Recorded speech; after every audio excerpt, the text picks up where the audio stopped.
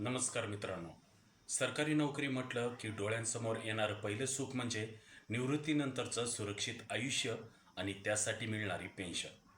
पण गेल्या अनेक वर्षापासून महाराष्ट्रातील लाखो सरकारी कर्मचाऱ्यांच्या मनात या पेन्शनवरून एक मोठी धाकधूक सुरू होती. जुनी पेन्शन की नवी पेन्शन हा वाद आता एका निर्णायक वळणावर येऊन ठेपला आहे. महाराष्ट्र सरकारने एका ऐतिहासिक निर्णयाची घोषणा केली असून आता एन-पी-एस अंतर्गत येणाऱ्या कर्मचाऱ्यांना सुद्धा त्यांच्या शेवटच्या पगाराच्या 50% रक्कम पेन्शन म्हणून मिळण्याचा मार्ग मोकळा झाला आहे. पण ही योजना नक्की काय आहे? ही पेन्शन तुम्हाला कशी मिळेल?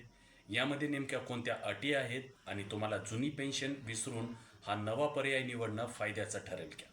या सर्व प्रश्नांची उत्तरे आजच्या या विशेष सविस्तर भागामध्ये आपण शोधणार आहोत. म्हणून हा व्हिडिओ स्किप न करता शेवटपर्यंत पहा. चॅनलवर नवीन असाल आणि असेच व्हिडिओ हवे असतील तर या चॅनलला सबस्क्राईब करा. हा व्हिडिओ आवडला तर सर्व कर्मचाऱ्यांना आणि रिटायर्ड पर्सनना हा व्हिडिओ शेअर करायला विसरू नका. चला तर मग आजचा हा व्हिडिओ आपण सुरू करूया. मित्रांनो, राज्य सरकारने घेतलेला हा निर्णय म्हणजे सरकारी कर्मचाऱ्यांच्या दीर्घकालीन संघर्षाचा एक सुवर्ण मध्य मानला जात आहे. मार्च 2024 मंत्रिमंडळाने जो निर्णय घेतला होता त्याला आता अधिकृत प्रशासकीय स्वरूप प्राप्त झाले आहे. राज्य वित्त विभागाने या संदर्भात अत्यंत सविस्तर असं परिपत्रक जारी केले असून यामध्ये एन-पी-एसच्या अंमलबजावणीची संपूर्ण प्रक्रिया स्पष्ट केली आहे. सर्वात महत्त्वाची गोष्ट म्हणजे ही योजना सरकारने सक्तीची केलेली नाही. महाराष्ट्र सरकारने आपल्या कर्मचाऱ्यांना हा एक पर्याय म्हणून दिलेला आहे.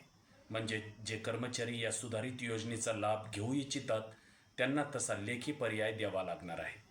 यासाठी सरकारने 31 डिसेंबर 2026 पर्यंतची मोठी मुदत दिलेली आहे, जेणेकरून प्रत्येक कर्मचारी आपला आर्थिक फायदा लक्षात घेऊन शांतपणे निर्णय घेऊ शकेल. आता आपण सर्वात महत्त्वाच्या मुद्द्याकडे वळूया, तो म्हणजे पेन्शनचा फॉर्म्युला.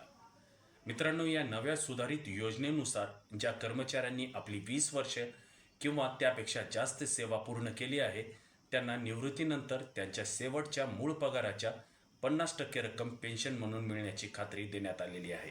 या निर्णयाचे मोठे वैशिष्ट्य असं की पेन्शन केवळ ठराविक नसेल तर त्यावर सरकारी नियमानुसार वेळोवेळी मिळणारा महागाई भत्ता म्हणजेच DA देखील लागू असेल.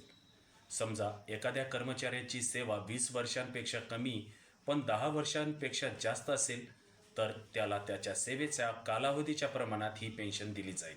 तसेच कमीत कमी 10 वर्षे सेवा पूर्ण करणाऱ्यांसाठी सरकारने किमान 7,500 रुपये प्रति महिना इतकी पेन्शन निश्चित केली आहे. मात्र ज्यांची सेवा 10 वर्षापेक्षा कमी आहे त्यांना या पेन्शनचा लाभ घेता येणार नाही. ही बाब कर्मचाऱ्यांनी लक्षात घेणे गरजेचे आहे. या योजनेची आर्थिक रचना समजून घेताना युनिटी या शब्दाचा अर्थ समजून घेणे आवश्यक आहे. कर्मचाऱ्याच्या निवृत्तीच्या वेळी त्यांच्या एन-पी-एस फंडात जी काही रक्कम जमा असेल त्यापैकी 40% हिस्सा हा विमा कंपनीकडून एन्युटी खरेदी करण्यासाठी वापरला जाईल. या 40% गुंतवणुकीतून जो परतावा मिळेल तो तुमची पेन्शन म्हणून दिला जाईल. पण जर हा परतावा तुमच्या शेवटच्या पगाराच्या 50%पेक्षा कमी असेल तर उरलेली सर्व रक्कम राज्य सरकार स्वतःच्या तिजोरीतून भरेल. म्हणजेच तुम्हाला 50%ची पूर्ण गॅरंटी सरकारने दिलेली आहे. तसेच दुर्दैवाने कर्मचाऱ्याचा मृत्यू झाल्यास त्याच्या जोडीदाराला पेन्शनच्या 60% रक्कम कुटुंब पेन्शन म्हणून महागाई भत्त्यासह मिळत राहील, जो एक मोठा कौटुंबिक आधार ठरणार आहे. मात्र या योजनेत सहभागी होण्यासाठी सरकारने एक महत्त्वाची अट ठेवलेली आहे, ज्याच्याकडे दुर्लक्ष करून चालणार नाही. अनेक कर्मचाऱ्यांनी त्यांच्या वैयक्तिक गरजांसाठी एन-पी-एस फंडातून यापूर्वी काही पैसे काढले असतील. अशा कर्मचाऱ्यांना जर 50% पेन्शन योजनेचा लाभ घ्यायचा असेल तर त्यांनी काढलेली ती रक्कम 10% व्याजासह सरकारी तिजोरीत परत करावी लागेल. तर ही रक्कम परत केली नाही तर तुमच्या पेन्शनच्या रकमेत त्याच प्रमाणात कपात केली जाईल. शिवाय ही योजना केवळ सेवानिवृत्त होणाऱ्यांसाठीच आहे. ज्यांनी सेवेचा राजीनामा दिला आहे त्यांना या सुधारित योजनेत लाभ मिळणार नाही. त्यांना केवळ एन-पी-एसचे लाभ मिळतील. मित्रांनो, हा निर्णय केवळ मंत्रालयातील कर्मचाऱ्यांपुरता मर्यादित नसून याचा विस्तार खूप मोठा आहे. जिल्हा परिषद, पंचायत समिती, अनुदानित शैक्षणिक संस्था, कृषी विद्यापीठे आणि निमसरकारी महाविद्यालयांच्या कर्मचाऱ्यांना सुद्धा या परिपत्रकातील तरतुदी लागू होणार आहेत.